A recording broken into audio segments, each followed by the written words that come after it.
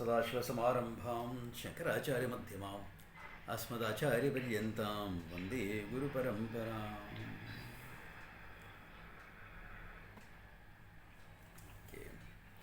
अखण्डं सच्चिदानन्दम् अवाङ्मनसगोचरम् आत्मानम् अखिलाधारम् आश्रयेऽभीष्टसिद्धये अर्थतोऽप्यद्वयानन्दान् अतीतद्वैतभानतः गुरूणाराध्य वेदान्त सारं वक्ष्ये यथामतिः.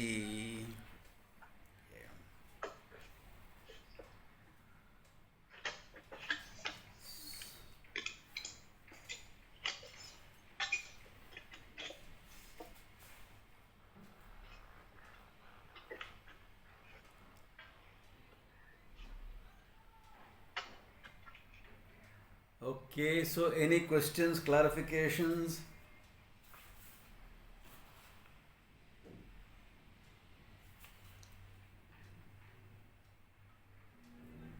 We saw 168 last time?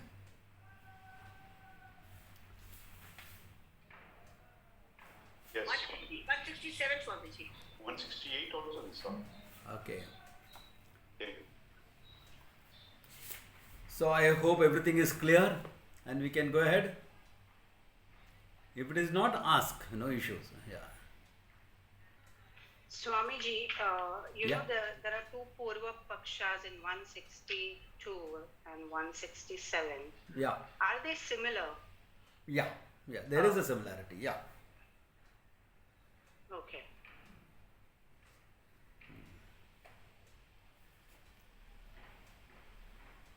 So we saw that for Tattvamasi Mahavakya, both Jahan Lakshana, Ajaha Lakshana not applicable. Okay. So the only one we are left with now is Bhagatyaga. Okay. Or Jaha Jaha Lakshana. Okay. All right.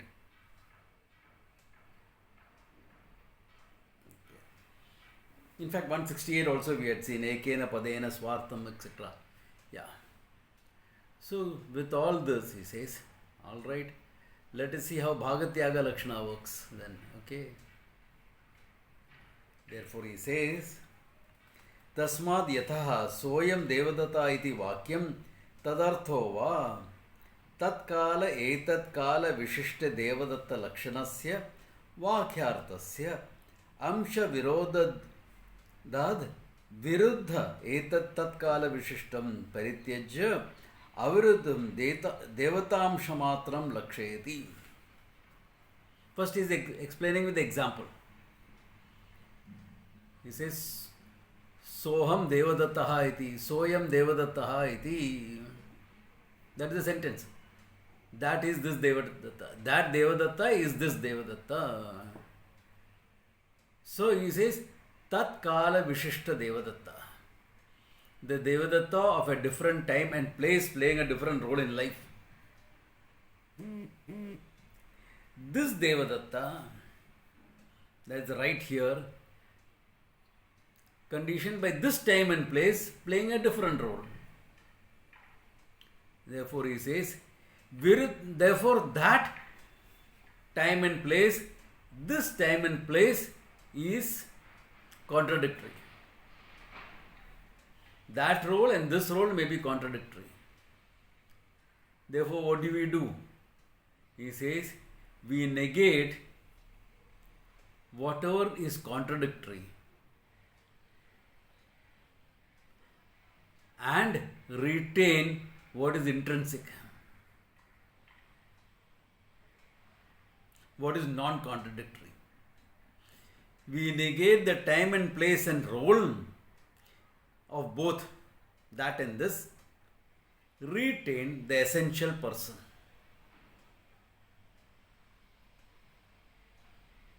Then you recognize, hey, this is the same guy. I saw him in a different role, I am seeing him in a different role, but the guy is one and the same. And it can be dropped because his mithya is only a role. The person plays the role.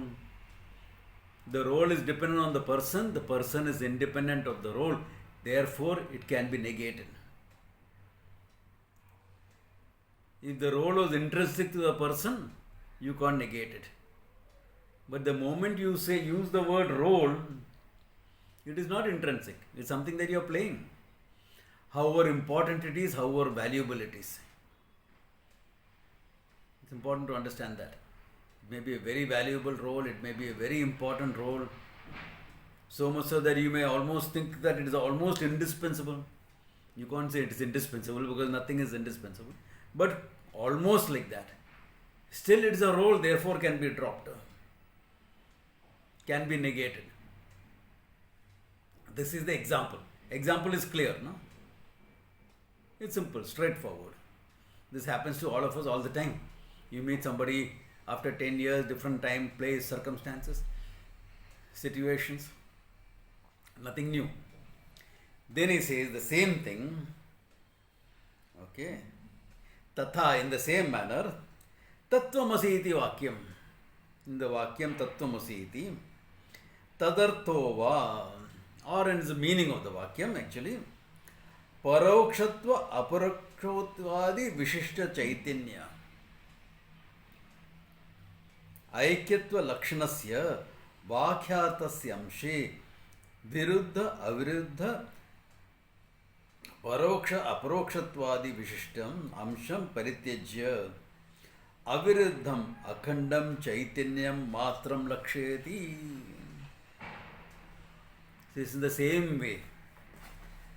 Tatkala Vishishta Chaitanyam Aparoksham Sarvajnatvadi Vishishta Chaitanyam and Etat Kala Vishishta Chaitanyam, this character here, Etat Desha Kala, the Chaitanyam that has got this manifest in a mind which is Alpajnaha, Alpabuddhi, etc.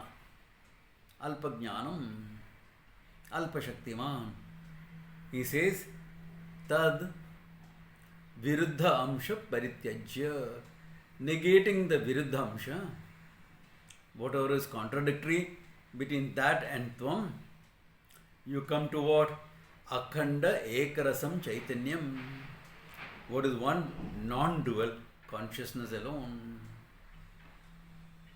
Here also, that and this, everything can be negated. Whatever is contradictory can be negated, because whatever is contradictory is again a role only mithya. That is why before we use Tattvamasi etc., Satyam Mithya should be very, very clear. If Satyam Mithya is not clear, this cannot be used. It will not work. You have to understand that your role as a human being, as a jiva, is mithya. Ishwaratvam is only a standpoint. Ishwaratvam is with respect to the creation. The creation is not intrinsic to Ishvara. The little issue comes because you can see yourself dropping all the roles. Maybe a little bit difficult for you to see Ishvara free from all the roles.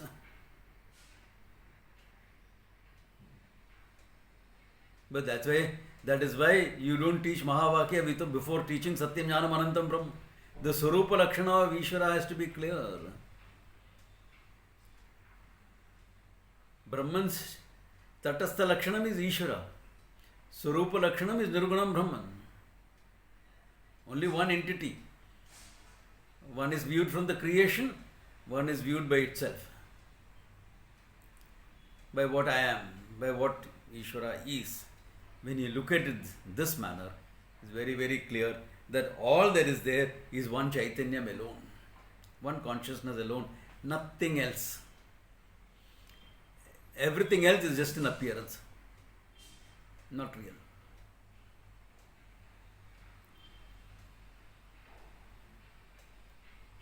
So is this clear? Or are there any questions or doubt? Swami, Yeah, Nandakishore. what is the difference between pratyaksha and apuraksha? Okay. Difference between pratyaksham and apraksham. In higher texts in Vedanta, when you come to the higher text, next level text, Pratyaksham and Aparoksham very often are used interchangeably. Okay? Very often used interchangeably. But in the beginning, they are not used interchangeably.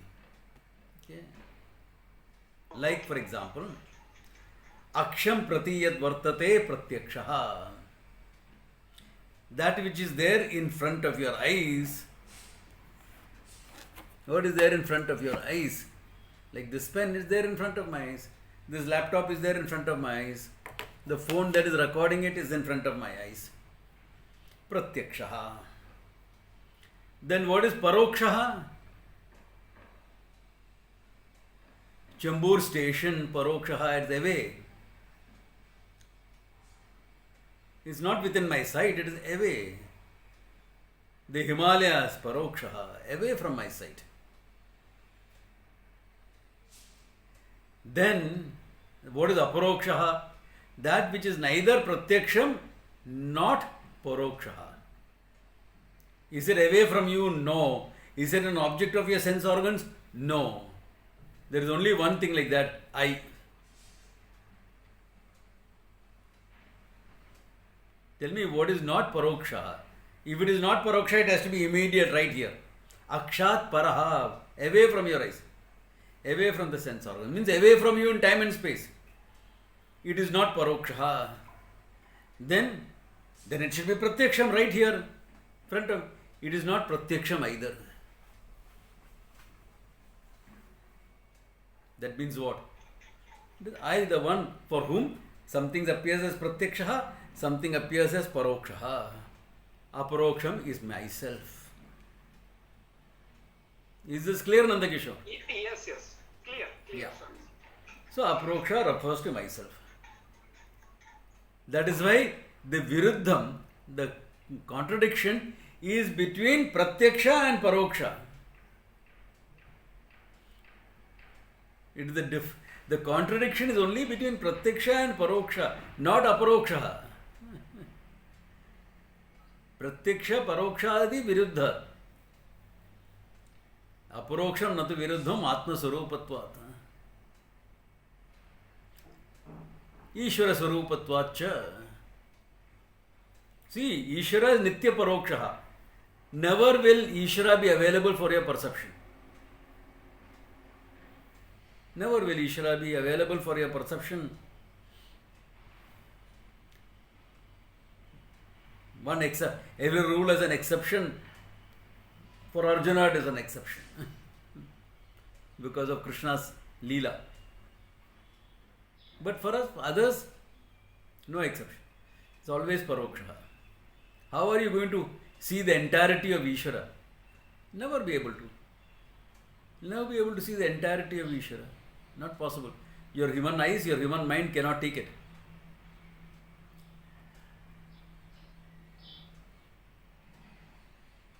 But the Swarupa is aparoksham.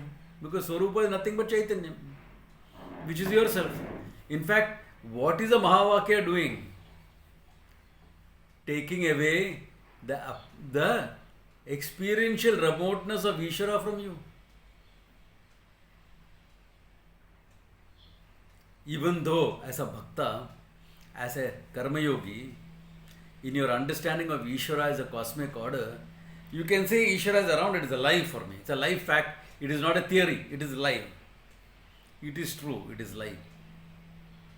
But only one aspect of it that you can experience. It is not. Other than that, 14 dimensions, Ishvara is manifestation. 14 dimensions you don't experience. You only experience this dimension. Yeah. Therefore, see, in understanding Tattvamasi, what is necessary? Ishvara has to be a fact for you. It's important. Secular Vedanta will not work, I'm sorry. I tried teaching a group also. Doesn't work. Yeah, say, how will secular Vedanta work?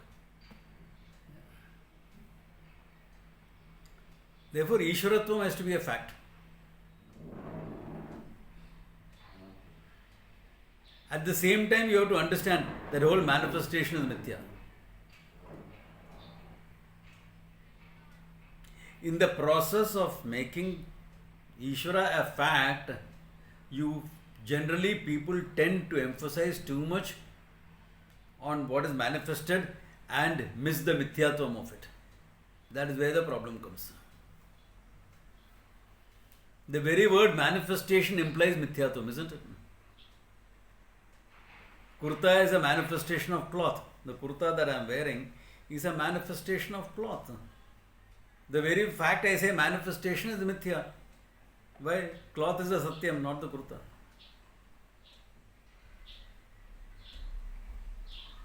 That's why, however much functionally important it is, however much functional validity it has, to recognize mithyatvam is important.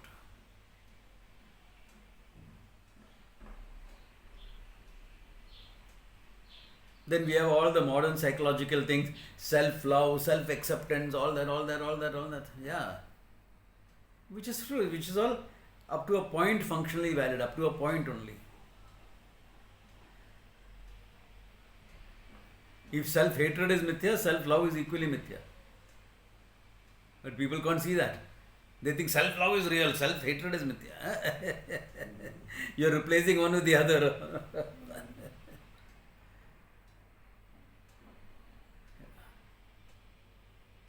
Both are patterns of thinking in your mind. To see the mithyatvam of both. It's important.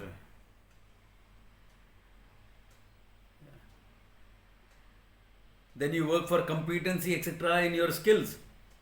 Important for your self-esteem, etc. And then because of that you take those things as real. All your competency is also mithya. When you see that, you will not hold on to your competency when you have to drop it and change. Otherwise you will become control freaks. Everything has to be done my way only.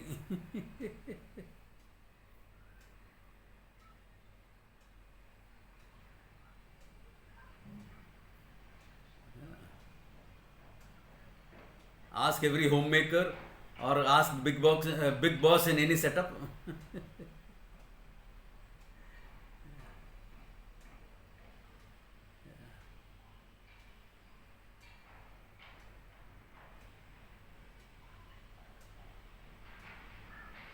An incompetent employee should be monitored regularly, every day. But a competent employee should be left alone and validated, that's all. So you have to change. Your competency also is not the same all the time. That to see that. If you see it as mithya, it's easier. If you can do that, it's easier to see it as mithya. Both ways it works. Yeah. If you can do that, it's easier to see it as mithya because you are changing. If you say it as mithya, if you recognize it as mithya, it's easier to drop that whenever necessary.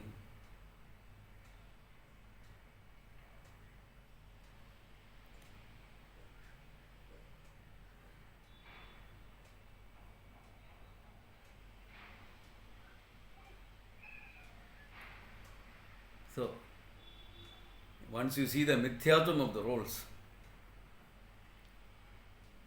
let Ishvara into your life and see the mithyatvam of the manifestation. Let Ishvara into your life is important. Ishvara is already there, you have to recognize it. When you say let Ishvara into your lives, this is what you mean. Recognizing the fact that without Ishvara there is nothing that you can do. There is no functioning.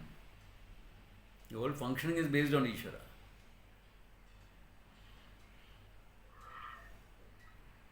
But all functioning is mithya, correct? Therefore all manifestation is mithya. Then what is left behind? Satyam jnanam anantam brahman tadeva aham asmi iti. So this way of moving. Okay. That's why I always say Vedanta requires a non-categorical understanding. Otherwise you will start making lists. This is Jiva, this is Ishvara. make two lists like that. Bus.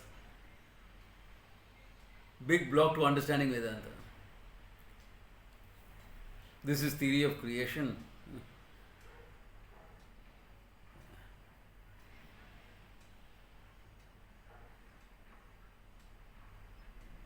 That's why when I teach all this right from the beginning, I say this is one paradigm of creation. It can be replaced by any other paradigm. I always say that.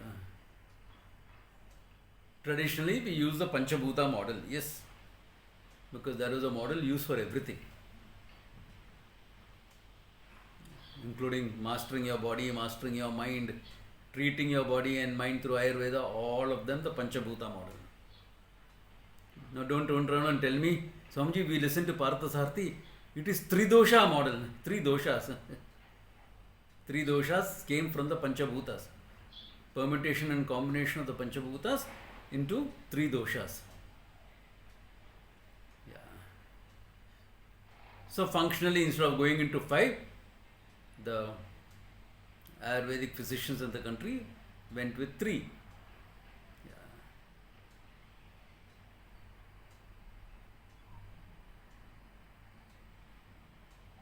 Because easier to look into your body type if you go with 3 rather than 5, because Akasha is an abstract element. So unless it is present in other things, you can't really make out.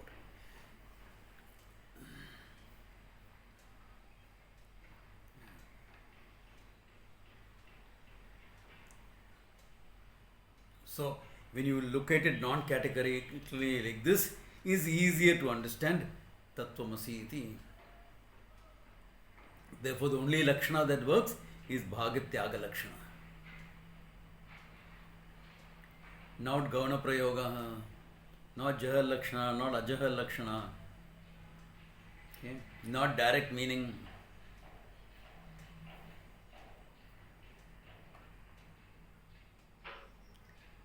Clear? Swamiji, one. Yeah, yes, Sundar. Ishvara and Ishvaratva. Yeah. What is the difference? Okay, we make a point of Ishwaratvam because we can't say Ishvara is Mithya. Just like how we can't say Jiva is Mithya. We can't say Jiva is Mithya because Jivo Brahmaiva. Similarly, Ishvara you cannot say is Mithya because Ishvara is nothing but Brahman. Therefore, we what we say is manifestation in English, we qualify it in Sanskrit by saying Ishwaratvam, the status, the standpoint of Brahman as Ishvara, the standpoint. That standpoint is categorized by Ishwaratvam. So when we say Vyapnoti Sarvam, that means whatever we see, we must see it as Mithya. Vyapnoti Sarvam would mean, see, Vyapnoti Sarvam, that Sarvam is Mithya part. Vyapnoti is a fact, na? Time, space, everything is pervaded by consciousness. What you see as Sarvam, because you see Sarvam, meaning lot of things you see, the Upanishads constrain to say Ishvara Vyapnoti Sarvam. Ishvara pervades everything. Because I have taken it as different. Actually, it's not different, it's not a manifestation of Ishvara, isn't it?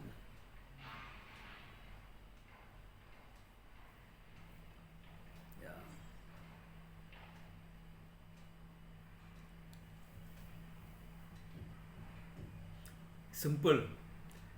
The explanation of this will be similar to your explanation to a child of clay and pot, a city boy.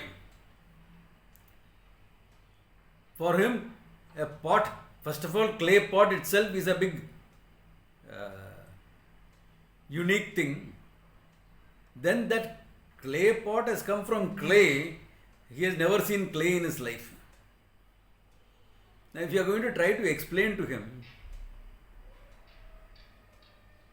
what is clay and clay pot, same thing happens in Vedanta.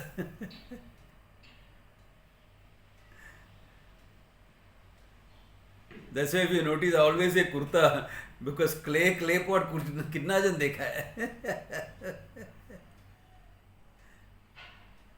In today's case, you say potter, they will think of Harry Potter. They are not going to think of the potter who makes the pot. Yeah. That's where the English surname Potter came from.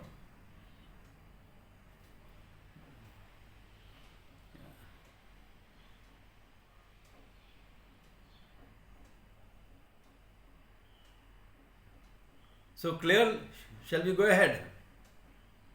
There are questions, of course. There next class. Yeah, Karthik.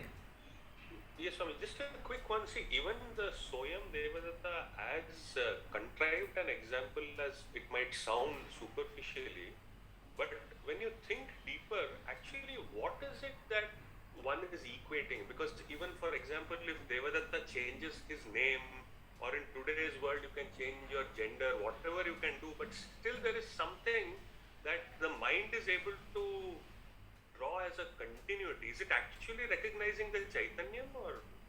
That is why it's important that we do Drik Drishya Viveka as the process of understanding. So that I come to the Chaitanyam, I recognize the Chaitanyam as myself. Then I bring in Ishvara to understand the limitlessness of Chaitanya. That's why it's important to understand, to come to this point of I consciousness first. That awareness is aware of everything. Then that awareness is limitless. That's where the equation works. Yeah, that's where the equation works. But the average, I mean, when I say average, the person who is not even exposed to Vedanta, they are doing this subconsciously without even realizing it. Is that Yeah, what's- in the world, of course, that's where it's used now. See, everything that Vedanta uses, in some way or the other, we are using in the world. Lakshanas, etc., we are using. That's why Vedanta cannot use unknown things and teach, See, that's the beauty of Vedanta. Every form of logic, this, that, etc., in some rudimentary way, you have been using it. Like Lakshana, you have been using it. We are only making it explicit, how exactly it works. You use implications all the time. Yeah. Thank you. Yeah. Like it happened to Swami Chinmayanji differently. Swami Chinmayanji was staying with Kamala Chandra in Bombay, one of the high-rise apartments here. Years ago this was. So one of his school friends called him up. Came to see him. He had called him up. So he said, yeah, come here. I'm staying here. Please come. I'll be happy to meet you. After so many years.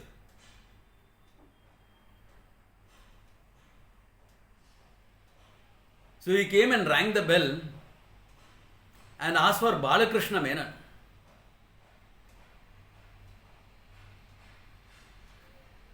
So the lady opened the door and said, there is no Balakrishna Menon here, and shut the door.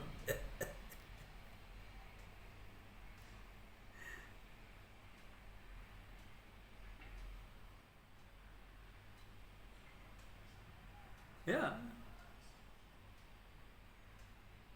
Then Swamiji had to say that Balakrishna Menon is this Swami Chinmayananda. So, all the time it happens, no? Yeah. Kamini is here, So, Kamini Satyayini, not Kamini Kamini Asrani is here. I think she is here somewhere here. There she is. Yes. This happened to Kamini's husband Nandu. I had a friend called Meena Kotari. She was a multiple sclerosis patient. So she couldn't move out of the house, come to my camps, etc. So my camps recording, those days only audio recordings. Okay, I would give it to her. I say, here, you can't come to a class or something like that. You can listen to my camp, what happened. So after listening to some recording, she said, You never told me you could sing. Correct? I never told you I could sing because I don't sing.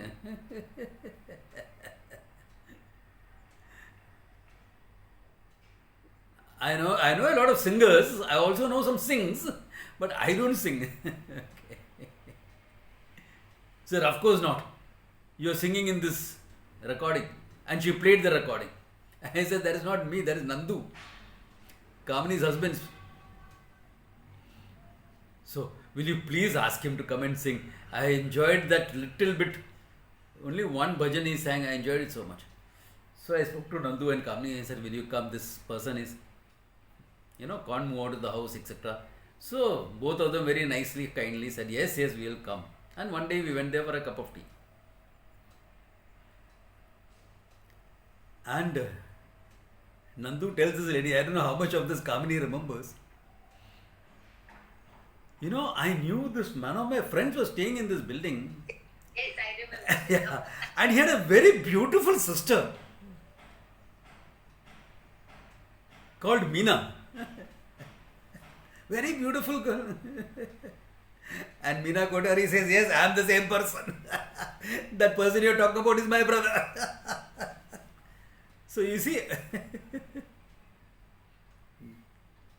that time she was in her 60s and still beautiful. Okay. But Swamiji, this happens to all of us. Yeah. It happened with me, it has happened. Yeah. It's that. It happens, all of us in day-to-day life, we are using this Bhagatyaga Lakshana very often. All the time we are using it. Yeah. All the time. That's why Vedanta tools are very simple tools. Even Satyam Mithya is as a concept you understand it. You don't apply it to yourself, that's all. We apply it to things very often without calling it Satyam Mithya. Yeah. You don't call it Satyam Mithya, that's all. What do you want? So everything that is used. We take those tools that you are using in day-to-day life and refine it. Refine it to the nth degree, that's all. Yeah. So it can all work very well. Yeah. Okay. Then the question is, if... Swamiji, just one question. So then those who are in extreme sports or those who push their body and mind to the maximum limit, for them they may be witnessing without realizing that they are really witnessing. So when they start studying, they can understand that very well. Is that a possibility? Two things can happen. If you push your body and mind to great limits, one way, yes, once pointed out, it's easier to understand that I am not the body and all because I played around with it. At the same time, those who push body and mind to limits, they may also develop a great identity to that role that is pushing them. So that is the other side. What we call Dehatma Buddhi can become stronger sometimes. Because your identity with that role that helped you push is strong. So that can happen. And that's the thing you have to guard against. Because anything in the world always has a flip side. Always has a flip side. But compared to not pushing, it is better to be pushing. Why? Because everybody has some amount of Dehatma Buddhi. If you are comfort oriented, etc., it is more, not less. It is more, not less.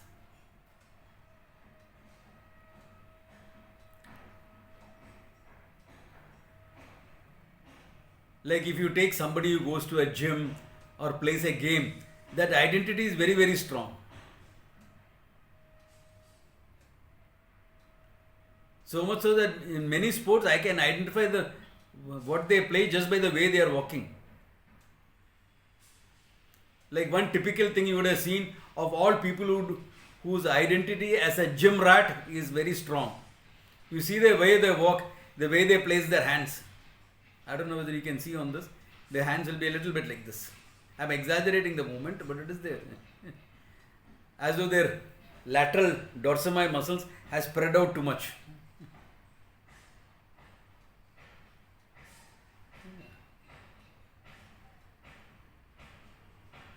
That's because they are doing a lot of this pulling movements. Or if they are doing too much of pushing movements, it will be hunched forward a bit. You can make out which sports they play according to the way they walk.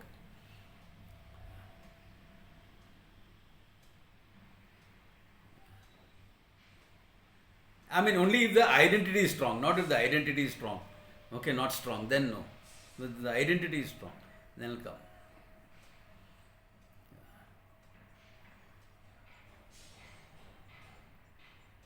So, that's the flip side of it. But as I always say, pushing is better than not pushing. Because from pushing to take the step is easier. From comfort oriented, you have to do a lot of tapas to get out of that comfort orientation. Fasting, feasting, etc., all that thing has to be done there.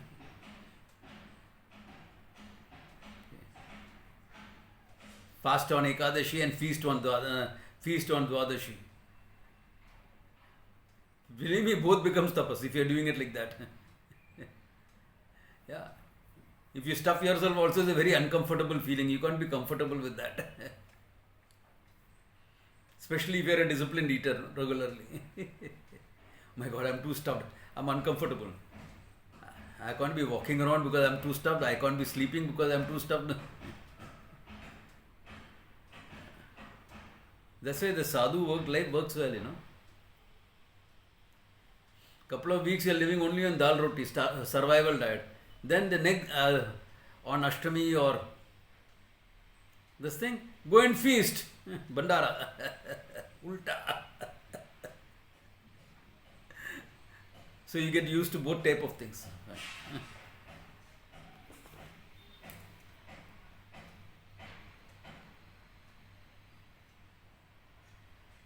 Okay, I think this is giving some trouble. So I will create a hotspot and put it on.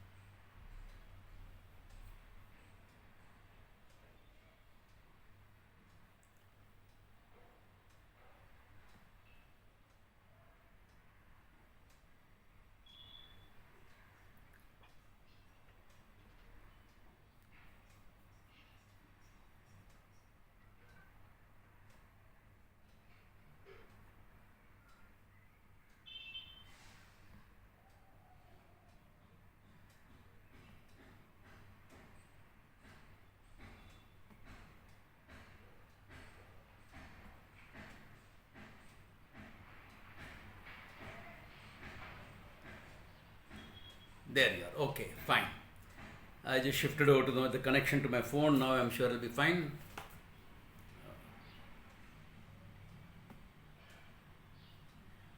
Can you hear me clearly now? Yeah. Okay. Yes. Yeah. I just shifted over to the phone. Sometimes Yeah. Sunday, people are, the Wi-Fi gets overloaded because everyone is playing games on the phones or the Xbox and etc. etc. Okay. So now the question is, any other questions or everything is clear? Okay. Then if things are clear, the question is now, we saw a little bit in the camp, how do you receive Tattvamasi? Teacher says Tattvamasi and you all say yes, that is correct, Tattvamasi. That means you have not received the teaching. Okay. It is like, somebody asked me once, Swamiji, what are you doing in this camp? I said, I am going to do Satyam Jnanam Anantam Brahman. Yes Swamiji, I have heard that from you. Big blue fragrant lotus. So I said, no, not big blue fragrant lotus. Satyam Jnanam Anantam Brahman. Big blue fragrant lotus is only an example. You drop the example, remember Satyam Jnanam Anantam Brahman. Not hold on to the example. So similarly, if the Tattvamasi Maha Upadesha has been given to you, okay, if that has been given, how do you receive it? What happens in your mind when you receive that teaching? Okay. Therefore, that when the teacher says you are Brahman, what should you be saying? Correct, that is true, I am Brahman. No? Isn't it? Is that? Yeah. But it is surprising,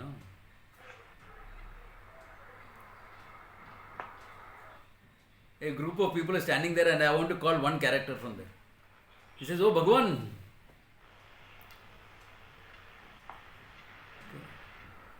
It's a good name. Bhagwan. Hey Saab. Nobody turns around. Abhe Gadde. Everyone turns around. Idiot. Everyone turns around.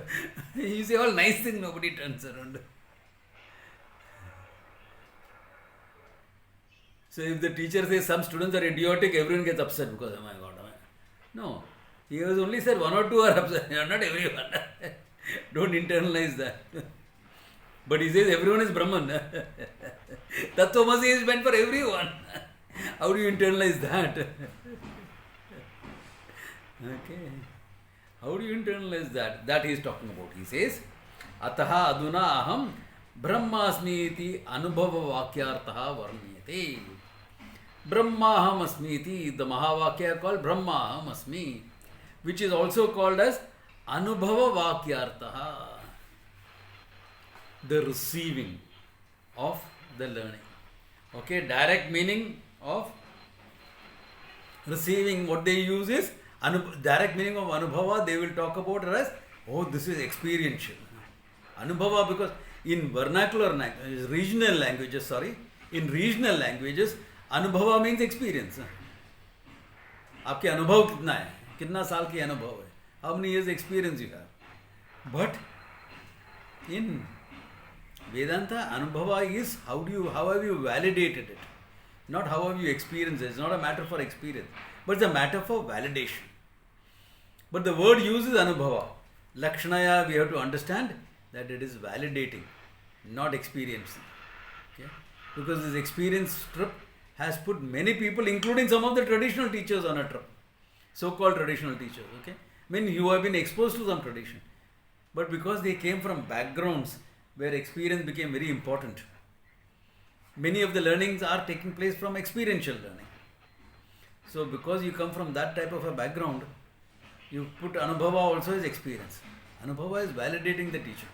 Then to make it unlike other experiences, you will say intuitive experience. Oh my God, Narayana, you have finished yourself. Guaranteed. Guaranteed.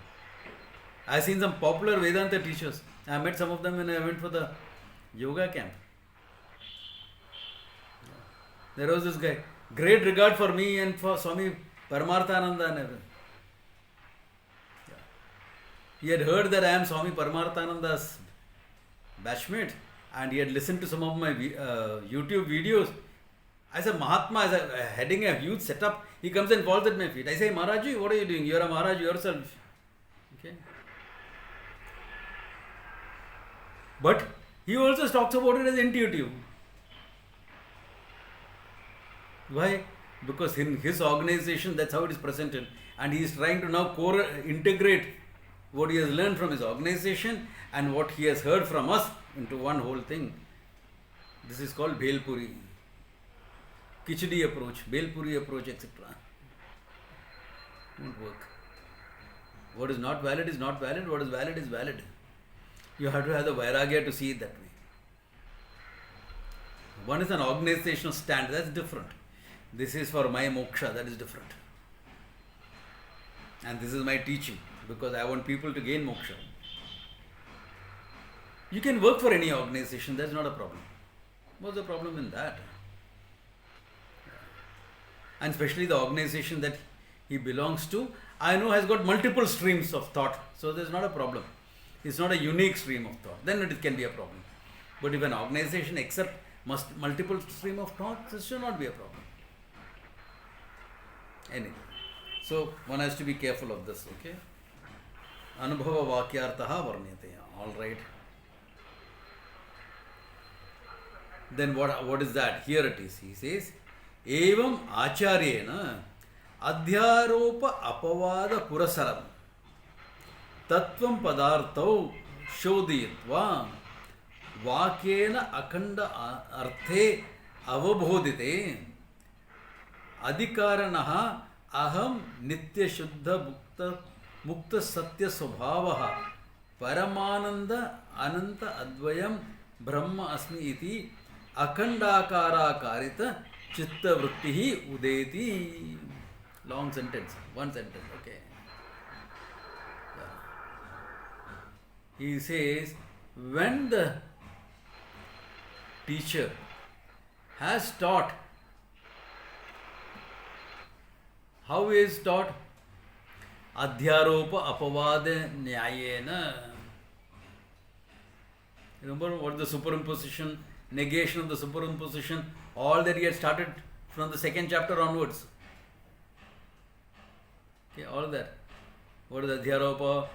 The whole creation, not only my Jivatvam, the whole creation is Adhyaropa. Then the theory of creation, all that Adhyaropa, and Tasya Apavada. Negation of that. And Tattvam Padartha Shodhayitva. Understanding the meaning of what is Tat, what is Tvam. Direct meaning, and then Lakshana. Okay. Shodhayitva. Vakyena. Vakyena meaning Mahavakyena. Tattvamasi Vakyena. Akhandarte avabhodite. He has revealed the Akhandartha. How has he revealed the Akhandartha? First by placing them together in the sentence Samanadikarnyam.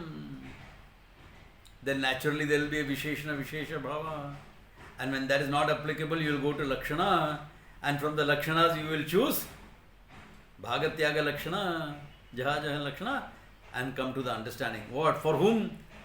Adhikarinaha. For the Adhikari. Makes it very clear. Okay. For who has got Sadhana Chatushta Sampannaha, Viveka Vairagya, Shat Sampatti Mumukshutvam. For them, he says, Aham, I. What is that? Nitya Shuddha. Ever pure. Not contaminated by anything. Nitya Buddha. Always of the nature of consciousness. Nitya Buddha. Nitya Muktaha. Ever free. Never was I bound. Okay. Satya Swabhavaha. Of the nature of reality itself. Paramananda. Okay. Paramanandam. The nature of fullness, completeness. Anantam. Limitlessness. Advayam, non-dual. There is only one. There is no many. Brahmaha asmi iti. That Brahman I am. Not any Brahman. Not any Brahman. Nitya Buddha, Mukta, Paramananda, Ananta, Satya Swabhavaha. Aham asmi iti. I am that iti. Akhandakara karita chitta vritti udhiti. That type of a chitta vritti, which is called akhandakara vritti udhiti. The nature of the vritti is akhandam, because the subject matter of the vritti is akhandam. Akhanda meaning no divide, no limitations. Anything that is one can be divided. Conceptually at least. This cannot be that which is free from any divisions. No subject-object division. No seer-seen division. No part and whole division. None of these divisions. Knower, known, knowing divisions. None of these divisions exist. All that is there is Akhandam Brahma, one limitless consciousness. Such a vritti udeti. This is called anubhava or validation of the teaching. So when the teacher teaches Tattvamasi, when the student can echo it by saying, yes, aham brahmasmi iti, teaching is complete. The circle of teaching and learning is complete. That completes the circle.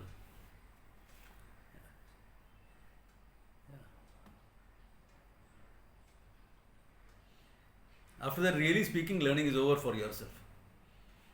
After that, you can pick up some more clarity. You can pick up some more scholarship. All that you can do. But once you have validated it like this, yes, that is true. And that is not clouded with doubts or other feelings. Sometimes that can happen, which he will handle later. How to handle that. So when this vritti happens, only then the learning is valid. You can say, ha, aaj ganti baj gayi, lekin today it has clicked. But be careful when you say it. I had this young girl as a student, very enthusiastic, okay. She would follow me around to half a dozen classes, which I don't really encourage. You have a couple of classes, both ho gaya. 2-3 classes ho gaya, to both ho gaya, not more than that. Especially when you're learning as a lay student, you've got your other life to take care of, both ho gaya. But this girl would come to many classes. And she would very often, every week literally would say, aaj ganti baj gayi. And next week also ganti baj gayi. That means what happened to the previous ganti? If today it has clicked, what happened to what clicked yesterday? Something else clicked yesterday. What? And next week again it cleared, today it has clicked. What is clicking?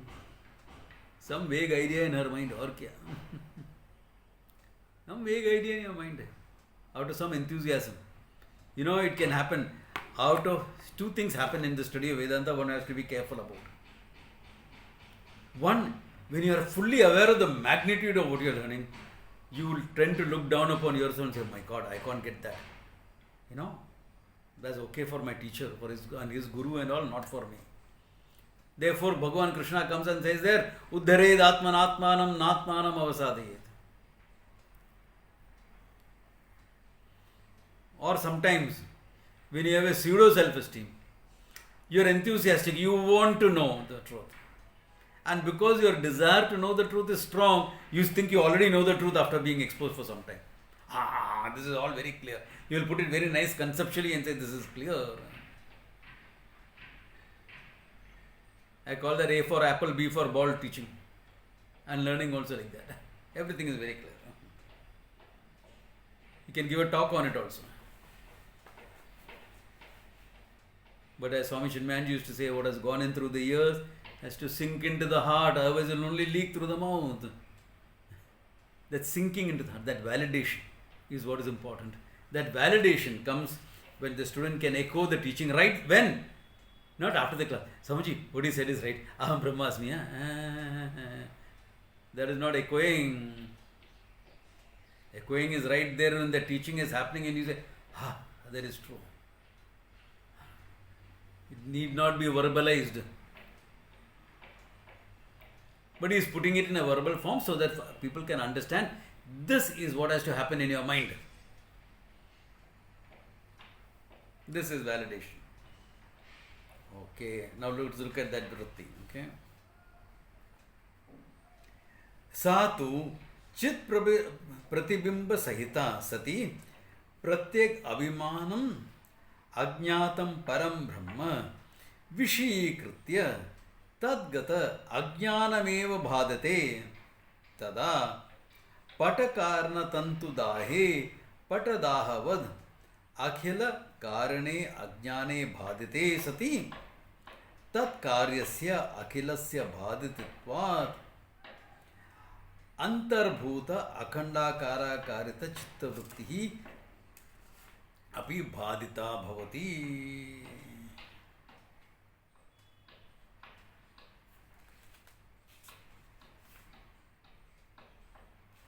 Okay.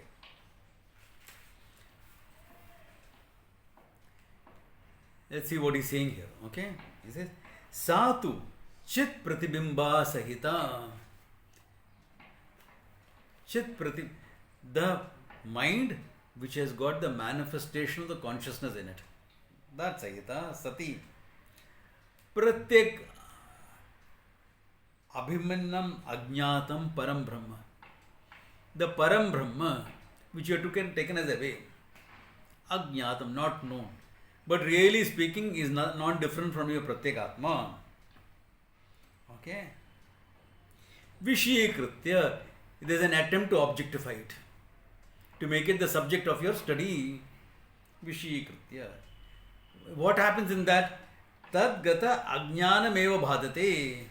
It removes the ignorance that is there around the subject matter. Tada. And he gives an example. Pata karna tantu dahe pata dahavad. If you burn the threads that make up the cloth is burned. The cloth is burned. Similarly, akhila karane ajnanaye bhadite. When you are negating the cause for everything, everything meaning samsara here, the cause for everything, that is ajnanam bhadite sati, tat karyasya, the effect of that, akhilasya bhaditatvat, your grief, anxiety, sorrow, finitude, existential issues, all that, akhilasya bhaditatvat. Then what happens? Tad antarbhuta what? Akhanda kara karta chitta vritti udeti. The one that negated was this akhanda kara vritti, and once it has negated everything, vritti rapi badita bhavati, kritva jnanam swayam nashyet, it dies down. The thought is not going to remain in your mind all the time. Akhanda kara vritti, I am Brahman. That also will go. Leaving the knowledge behind, the vritti also. It's a vritti, it has to go. In fact, in the process of negation itself, it dies down. Okay. That is why that some technicalities there help. I did this in the camp, I'll do it again here. Any unit perception,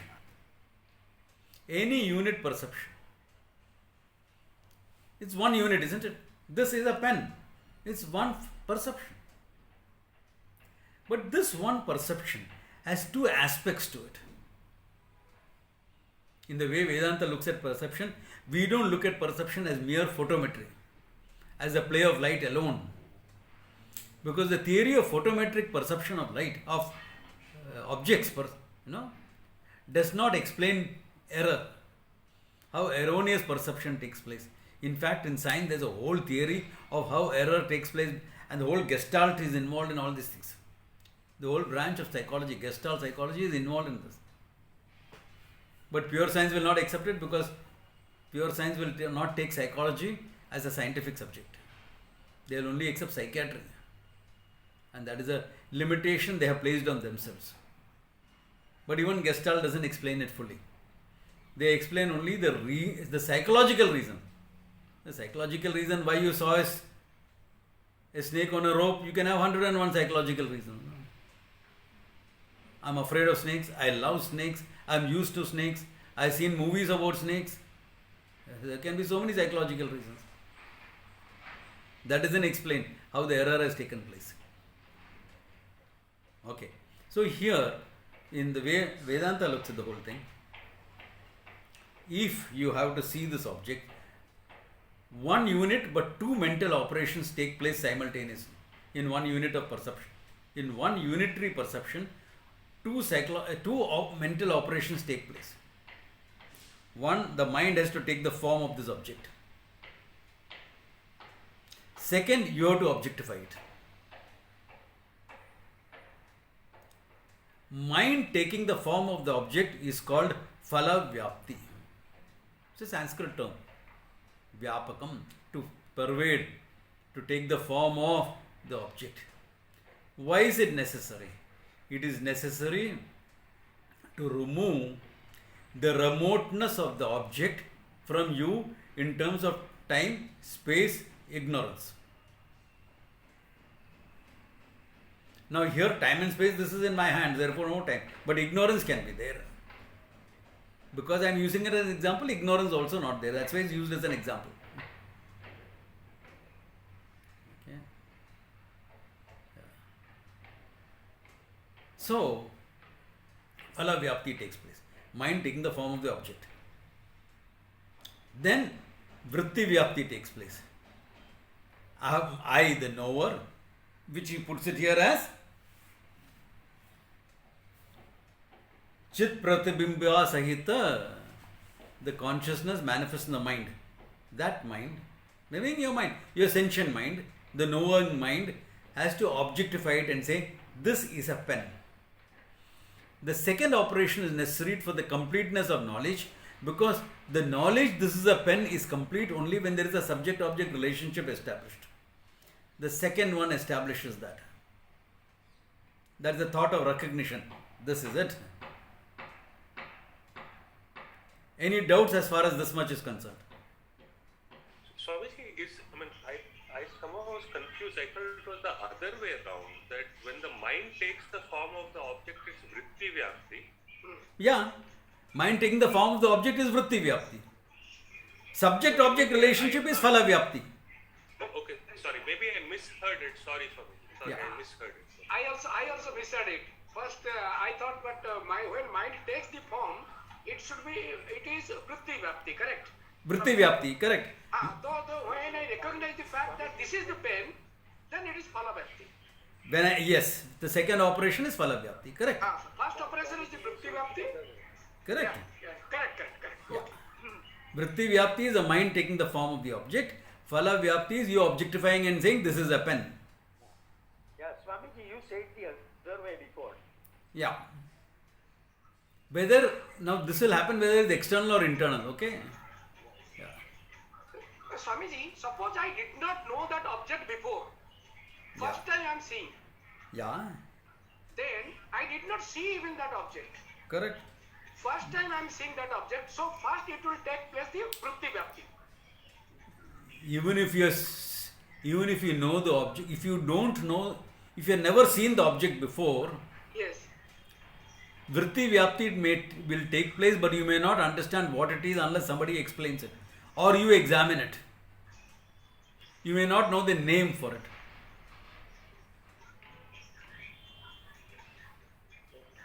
So Shabda Pramanam will be necessary there from an apta.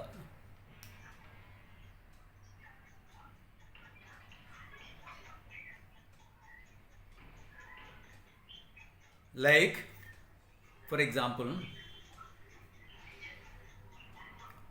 I always give the example of my American man friend coming here for an Indian meal, and there is a part put for him to sit on. He thinks that's a table. Correct? There, the further conclusion that the mind makes is a problem. The vritti vyapti actually is about part, but he has concluded that it is table. Therefore, in the vritti vyapti there is gadbad because of past memory and ignorance. That ignorance is not completely gone. Therefore, you need something plus there. Shabda Pramanam has to come and tell you, hey, in Maharashtrian culture, that is called a part. That's what you sit on.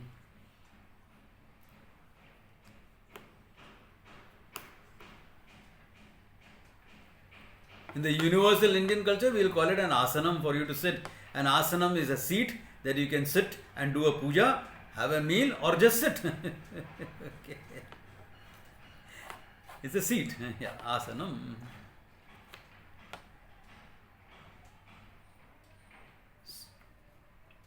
So, sometimes you will require Shabda Pramanam to enhance what you have seen. Because what you have seen is not enough. Remember, if a Pramana is not enough, perception is not enough, you will use Anumanam, etc., isn't it? You saw smoke, but you didn't recognize fire. Therefore, you have to use inference. So, everything base is perception. On the top of that, you will use other Pramanas to complete the knowledge. So, in this case, Here, perception was not enough for him to bring that vritti. He required Shabda. But Shabda not from the Veda Vakya. Shabda is an Apta. In the world, any person will honestly tell him what it is, not take him for a ride. Yathartha Vaktaha Aptaha. A person who speaks the truth is called an Aptaha. Who speaks about things as it is, he is called Apta. So, for the worldly definition of Shabda is that way, Apta Vakyam. That's for functional purposes. Clear? Yes, sir. Yes, Swami. Okay. Alright. Therefore, Vritti Vyapti and Phala Vyapti together creates one unit perception. A unitary perception. It is one thought, but it's got two aspects to it. Okay? It's considered as one thought of recognition, but it's got two aspects. Now the problem is, when it comes to the Atma, if I don't know I am Satyam Jnanam Anantam Brahman, I need Vritti Vyapti. Because there is ignorance. That ignorance is there in the mind. The ignorance that is there in the mind will go only when knowledge takes place in the mind. I can't junk the mind and gain knowledge. You give me one piece of knowledge that you have gained by junking your mind.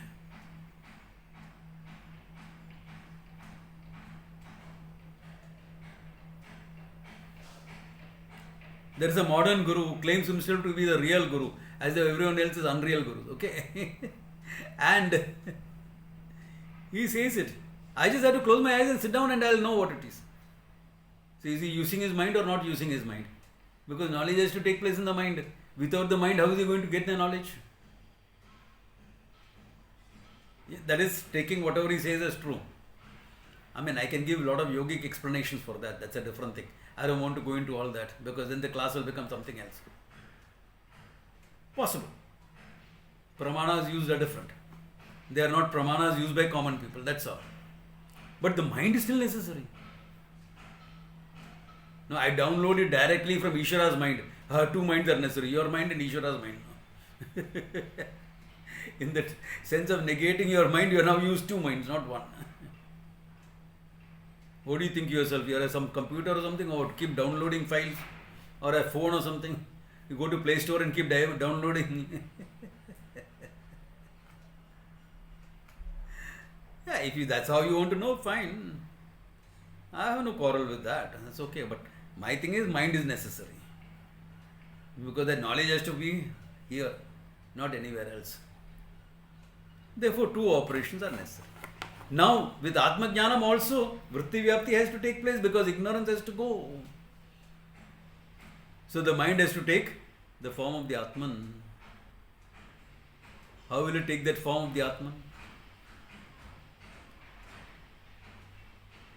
The mind will be a resolving Vritti.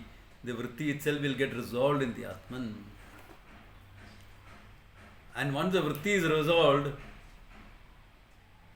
is there anybody left behind to say, this is the Atma? Can you say that after that? The Atma is here. This is the Atma. Can you say that? No, nobody. There's nobody left to say this is the Atma. Is it necessary? Swamiji, without that, where is the relationship between Atma and myself? Where is the relationship coming from? Like in this, that subject-object relationship is coming from Phala Vyapti. Where is the relationship with the Atma coming from? Come on guys, think. Whole Vedanta is based on this. They cannot have a relationship. Atma is a sangha. Then knowledge will not take place. It's also not an object to. Huh? It's also not an object. Where you can It's not an object, correct. Therefore, how will relationship, if the relationship doesn't take place, how will knowledge take place? All of you are missing fundamental point. It's me, Swata Siddha. One second. Yes, Anisha? It's me, right? Swata Siddha. Exactly, it is me, Swata Siddham. self-evident. It's about the self-evident Atma. I don't have to establish a relationship. The relationship is already established. It's only when you put your Atma in Timbuktu and you have to realize that all the problems will come up. Then you'll never get it. I will guarantee you that. If you're putting the Atma in Timbuktu as beyond everything, you'll never get it. It is I. I already know I am. That relationship I am is Swata Siddham, self-established. So self-evident also. You don't need any thought to know I am. I exist. Without a thought you exist. With the thought you exist. Without the thought you exist. Isn't that the basis of our meditation? All that is from here, okay? Yeah. Therefore, the second vritti is not possible nor necessary. I know I am, I did not know what I am. There is ignorance with respect to what I am. That ignorance gone from vritti vyapti, it is gone. I am is self-evident. That vritti vyapti is resolved into the Atma. What remains is only I, the consciousness. For how long?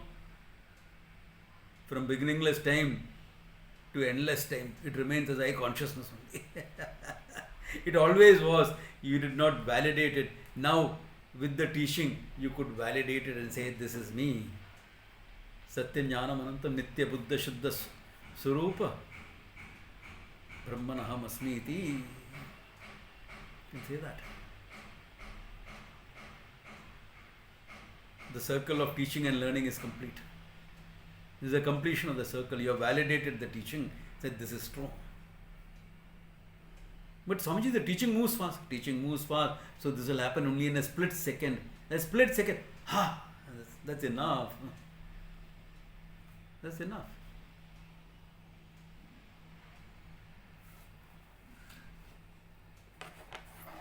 Do you have to keep on looking at the pen to understand this is pen? After I look at it for 1 minute, I'll say this is pen. Otherwise, I cannot say this is pen. Is that true? Split second, na? Book, split second, na? So Atma also split second is enough, na? No. I have to remain in the knowledge. For validation, no. For bringing it as part of your life, etc., we'll talk about later. All that will come. What should be done, everything will come. But first validation. Without validation, what's the point in me talking about what is going to come into your life? How to make it into your life? That's like teaching you how to invest your money when you have nothing with you. Bank account khali hai. Invest like this, invest like that. What's the point? Bank account mein hai hi nahi hai.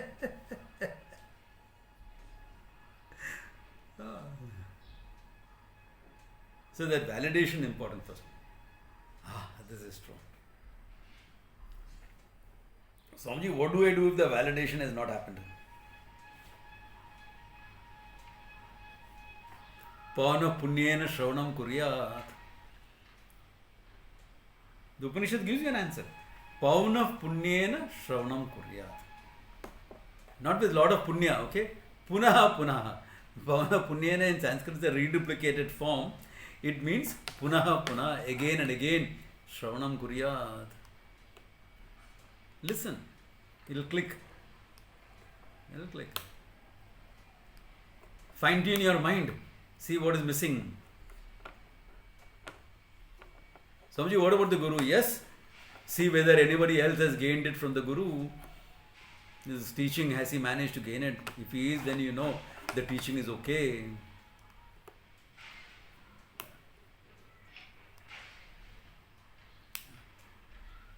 Yeah, it's important. That's important. Of course, it's important to check up. Examine the teaching. Is it postponing or is it saying right now? You are Atma or you will become the Atma. You are free or you will become free, whatever. You will become Ananda or you are Ananda. You will experience bliss or you are that Swarupa Ananda. What is it? Those are the hints for the teaching. To recognize teaching is right or wrong. And then fine tune my mind. Whatever is a little missing here and there, handle that. Handle that. It's simple. It's much simpler for lay students because you are living a life. There is room for you to handle it. थोड़ा वैराग्य नहीं है. All right. Take what you are emotionally attached to and put a distance to it, etc. I can't tell a sadhu that take what you are emotionally attached to. महाराज जी मेरे को तो फिर वापस जाके शादी करना पड़ेगा. He'll tell me.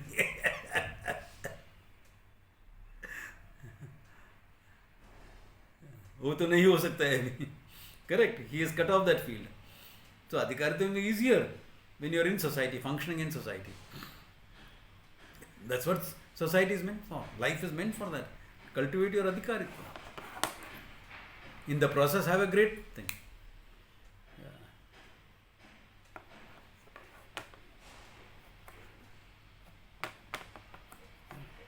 Like Valentine's Day is tomorrow. Last Friday, I written an article about what is healthy love. Small, 350 words only. So, how much can I elaborate? But it's written there in that free press journal. Go on online and read it. Yeah. So you develop an objectivity then to relationships, etc. So then vairagya, etc. comes up well. Yeah.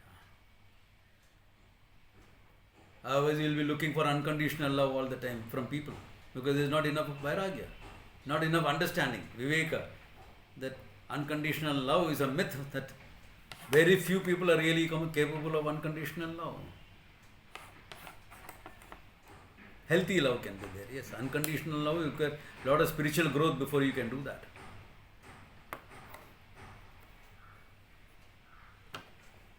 You have to understand your ananda before you can really speaking have unconditional love.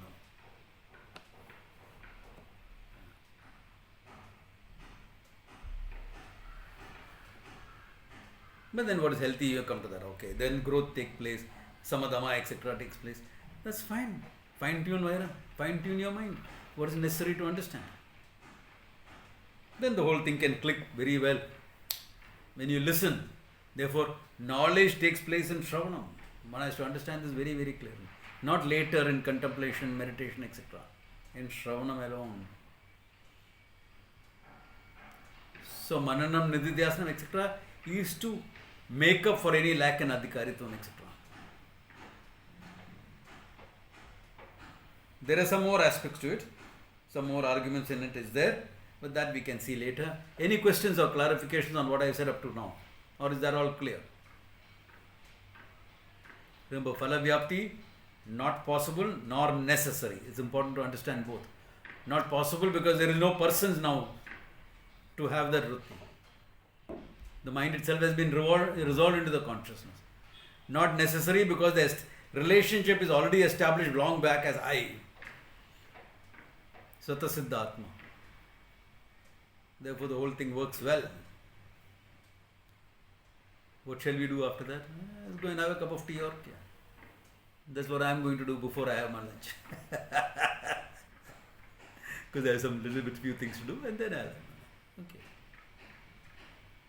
So, nice place to call it a day.